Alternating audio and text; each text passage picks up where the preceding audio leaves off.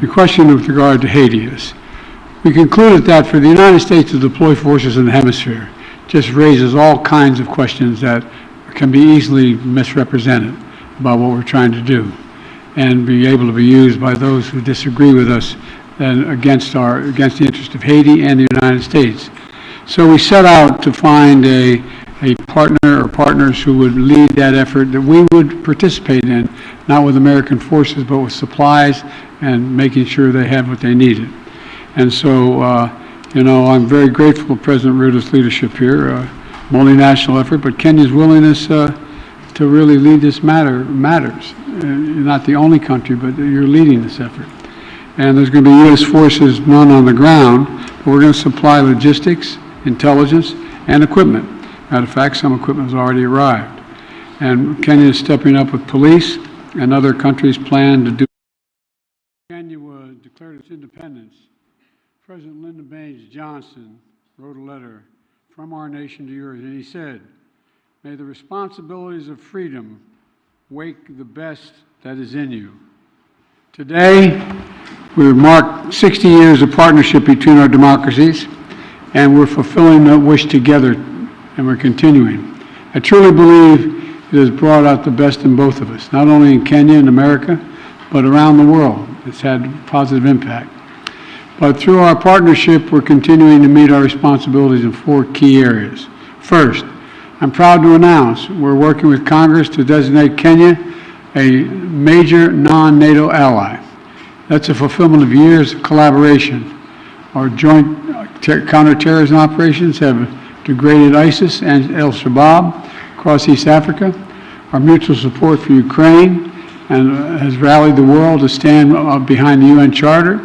And our work together on Haiti is helping pave the way to reduce instability and insecurity. And I want to thank you, Mr. President, and Kenya's leadership for multinational security support mission in Haiti. Our new global partnership is going to build on all this progress. We're going to meet new challenges and with more resources. And it's going to strengthen the security of our countries and our countries around the world. Second, we're deepening our economic cooperation. Both President Ruto and I have focused on growing economies, and growing them from the bottom up, the middle out, the bottom up, and when that happens, everybody does well, not the top down. Because when the middle class does well, the poor have a ladder up, and the wealthy still do very well. That's true in Kenya, that's true in America, and that's true around the world. Right now, many countries, debt stands in the way of growth. Too many nations are forced to make a choice between development and debt, between investing in their people and paying back their creditors. So today we're launching what we're calling the Nairobi, Washington Vision. This initiative is going to bring together international financial institutions and nations from all around the world to mobilize more resources for countries saddled with debt, to open more opportunities to the private sector financing, and to promote transparent, sustainable, and affordable lending practices. These are big goals. It's going to take time to see lasting progress, but we're providing $250 million, the United States is, to the World Bank in a crisis response window. And in the coming weeks, the United States is going to make an additional $21 billion available to the International Monetary Fund. And today, I'm proud to announce there will be $250 billion in new lending capacity for multilateral development banks like the World Bank to help low-income nations invest in their development and tackle growing challenges. This is supported by the United States and many other countries as well. Next, we're launching a new era of technological cooperation between the United States and Kenya. That means new partnerships with industry, artificial intelligence, semiconductors, and cybersecurity companies. New initiatives to expand affordable internet all across East Africa. New education programs are going to bring Kenyan students to the United States to study in the STEM fields. And I'm proud to announce that I'm working with Congress to make Kenya the first country in Africa to receive funding through the CHIPS and Science Act, which has served us well.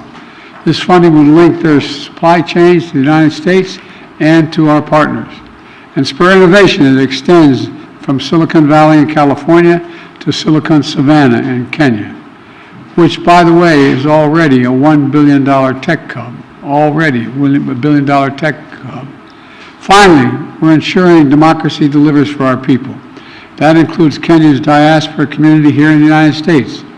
2 years ago, our nation's first black vice president, President Kamala Harris, launched the nation's first Presidential Advisory Council on African Diaspora Engagement. Today, we're building on her work to strengthen long-standing bonds between our people. I also want to thank you, Mr. President, for taking action to implement the long-awaited Public Benefits Organization Act, which provides historic protections for civil society and NGOs all across Kenya. Like you, I believe the future is going to be won by countries that unleash the full potential of their populations, including civil society, women, and young people. I look forward to working together to implement this act and jump-starting anti-corruption reforms to promote democratic values that bind our nations together. Now, let me close with this. Taken together, these are responsibilities Kenya and America must meet in the years ahead, and meet them together as partners for security, for prosperity, for innovation, and most importantly, for democracy. But I know these responsibilities will wake the best in us, and I know will not only bring our nations together, but I want to thank you for, again, Mr. President, for being here and knowing we have even bigger dreams for the cooperation in our countries. The floor is yours, sir. Thank you, Mr. President, and I want to, in a very, very sincere way, thank you, Mr. President, for inviting me to make this state visit to the United States on behalf of the people and government of Kenya. I also take this opportunity to express my deep gratitude for the warm welcome we have received on our arrival and the excellent hospitality of the American people. My visit provides us, Mr. President, with the opportunity to celebrate 60 years of bilateral relations rooted on shared values of freedom, democracy, rule of law, equality, and inclusivity. My visit takes place at a time when democracy is perceived to be retreating worldwide.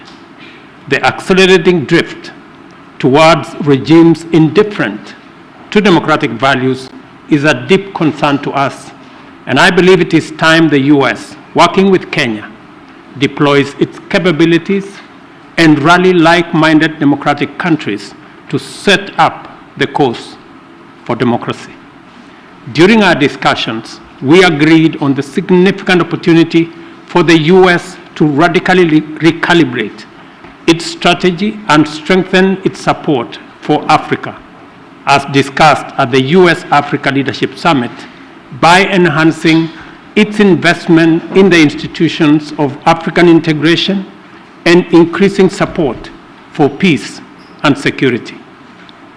As we take this historic step of elevating our partnership to be more effective in addressing global challenges, it is important for us to appreciate that many countries in Africa, including Kenya, are struggling with an overwhelming convergence of multiple shocks, including extreme climate events, debt distress, and the disruptive upheavals in Europe and the Middle East, whose cumulative impact is to divert national resources from investment in people and economic growth into managing climate-induced crises and servicing sovereign debt.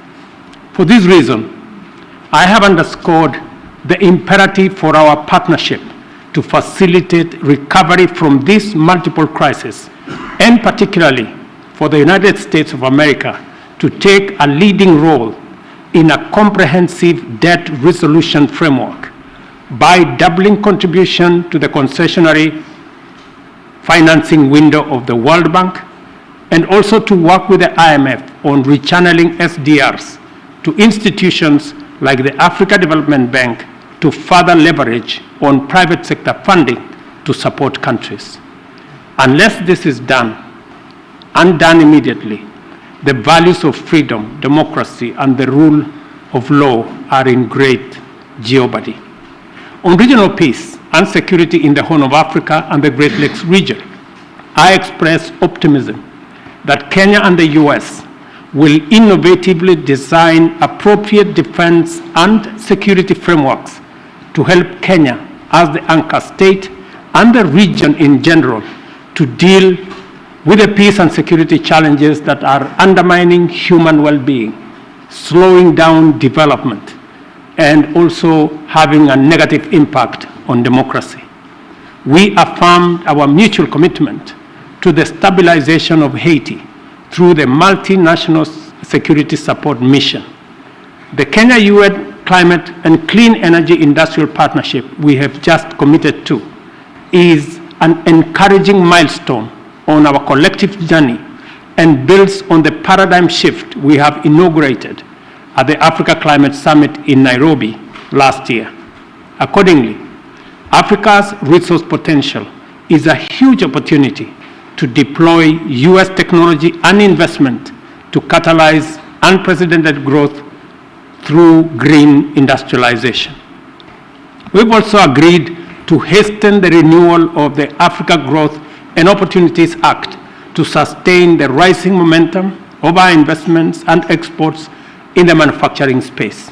Similarly, we agreed to undertake sustainable green growth by facilitating conclusion of our strategic trade and investment partnership alongside the renewal of AGOA. During our discussions, I witnessed firsthand President Biden's and the U.S. government's determination to make our partnership work and resolve to spread and deepen the roots of freedom, democracy, security, and prosperity throughout the world. As my visit comes to a close, I am confident that our engagements have laid a solid foundation for us to continue the good work we have begun with stronger faith and greater hope for success, because in Joe Biden, Kenya and Africa have a strong and committed friend. I thank you. Thank you, Mr. President. You do have a friend, and you know, the African continent could have 1 billion people not too soon. The idea we're going to ignore it, it makes no sense at all. First question, Michael Woolner, McClatchy.